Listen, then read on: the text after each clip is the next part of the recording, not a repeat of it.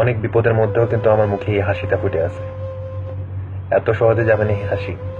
আমার এই হাসিটা প্রতিটা মানবতা বিরোধী, কুলাঙ্গার মুসলিম জিহাদি, এরপর দুর্নীতিবাজ পলিটিশিয়ান, এই প্রত্যেকের জন্য না ওই কাটা ঘায়ে নুন ছিটানোর মতো কাজ করতেছে।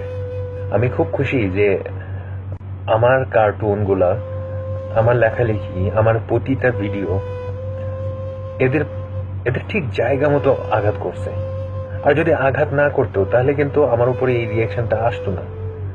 হ্যাঁ, আমি বাংলাদেশের বুকে থাকি না ঠিকই, কিন্তু আমি বিদেশি যেখানেই আছি, যেখানে আমি চাকরি করতাম, আমার সেই চাকরি থেকে বরখাস্ত করা হয়েছে। এবং যেদিন আমাকে বরখাস্ত করা হইল, তারপরের দিনই আমার ওয়ার্ক পারমিট ভিসাকে ক্যান্সেল করা হয়েছে।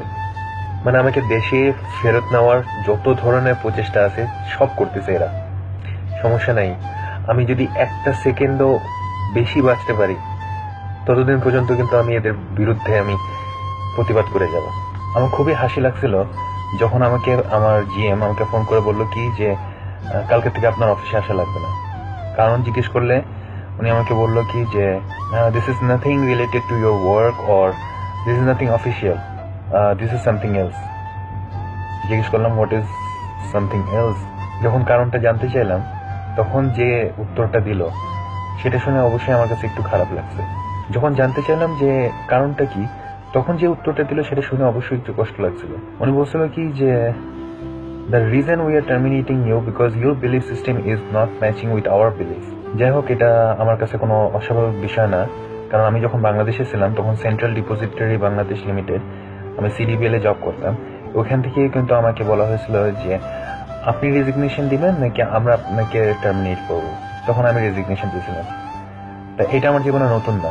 যখন আমি সিডিবিএল থেকে রেজিগনেশন দিয়েছিলাম তখন সেখানকার সিওও যিনি ছিলেন, চিফ অপারেটিং অফিসার, উনি আমাকে বলছিল কি যে don't raise your pain against Islam, raise the sword of Islam against those who are against Islam. মানে তারা আমাকে জিহাদি হওয়ার জন্য উনি আমন্ত্রণ জানাচ্ছিলেন। যাই হোক, আমি ইন্ডিয়ার হিন্দুদের কাছে খুবই কৃতজ্ঞ, কারণ যখনই তারা জানতে পারছে যে আমার এই ধরনের একটা সমস্যা হচ্ছে তখন বলছে যে আপনি যে করেই হোক আপনি ইন্ডিয়া চলে আসেন, এখানে আপনাকে সিকিউরিটি এবং আপনাকে নাগরিকত্ব দেওয়ার যত ধরনের চেষ্টা করা যায় আমরা করব। হাস্যকর, আপনরা করেছে পর, পরেরা করে আমায় আপন। বাংলাদেশ আমাকে কুপিয়ে মারতে চায় আর হিন্দুরা আমাকে নাগরিকত্ব দিতে চায়। যাই হোক, আমার যারা শুভাকাঙ্ক্ষীরা এই ভিডিওটা দেখতেছেন তাদেরকে আমি একটা অনুরোধ করব যে প্লিজ আমার যদি কিছু হয়ে যায়, প্লিজ আমাকে নিয়ে কোনো ধরনের পোস্টার অথবা আমার মৃত্যুতে আপনারা দুঃখিত এই ধরনের কোনো স্ট্যাটাস আপনারা দিয়েন না। মরে গেলে তো মরে গেলাম, আরে যখন বাইচে আসি তখনকার জন্য কিছু করেন। দরকার পড়ে আমার কার্টুনগুলো চারদিকে ছড়িয়ে দেন। আমার মৃত্যুতে দুঃখ পাইছেন এইটা বোঝানোর কোনো দরকার নাই। আর মনে রাখবেন, প্রতিবাদী মানুষের কিন্তু মৃত্যু হয় না। আমার প্রতিবাদের কারণে যদি আমার মৃত্যু হয়ে থাকে, আপনারা আমার থেকেও বেশি প্রতিবাদ করেন।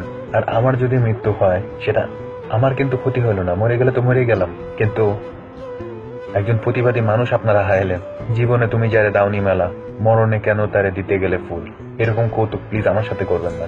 একটা ছোট্ট গল্প বলে আমি শেষ করতেছি। 2013 7ই মার্চে আমার উপরে আক্রমণ হয়। আক্রমণ হওয়ার পরে আমাকে হসপিটাল নিয়ে যাওয়া হচ্ছিল। তার আগেই দিগন্ত চ্যানেলে প্রচার করে যে ব্লগার সানিউর রহমান নিহত প্রকাশ করছে, কোনো সমস্যা নেই, আমার জন্য ভালোই হইতো যে সানি মরে গেছে। কিন্তু সমস্যাটা হয়েছিল যে আমার আব্বু ওই ভিডিওটা দেখে ফেলছিল। সংবাদে যখন লাগেছিল যে ব্লগার সানিউর রহমান নিহত, আমার আব্বু এটা দেখে ফেলায় মানে পাগল মতো হয়ে গেছিল। কি করবে, মানে একমাত্র ছেলে তো আমি।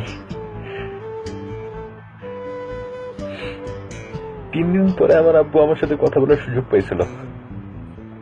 টিভি, মিডিয়া, পুলিশ এই করতে করতে আব্বু আমার সাথে কথাই বলতে পারতেছিল না। 3 দিন পরে আব্বু যখন আমাকে ফোন করলো,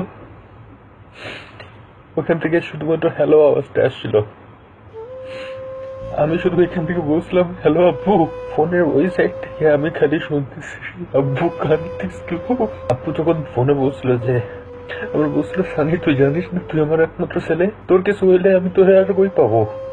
আজকে আমি আমার আব্বুরে বলতে যাচ্ছি, আব্বু চিন্তা করো না, আমার যদি কিছু হয় তখন বাংলাদেশে আর একটা সানি না, হাজার সানির জন্ম হবে। তারাও মানবতার জন্য প্রতিবাদী কণ্ঠ হয়ে দাঁড়াবে। সরি, খুব ইমোশনাল হয়ে গেছিলাম আব্বুর জন্য। সমস্যা নেই, কিছু হইলেও আমার মুখের এই হাসিটা যাবে না।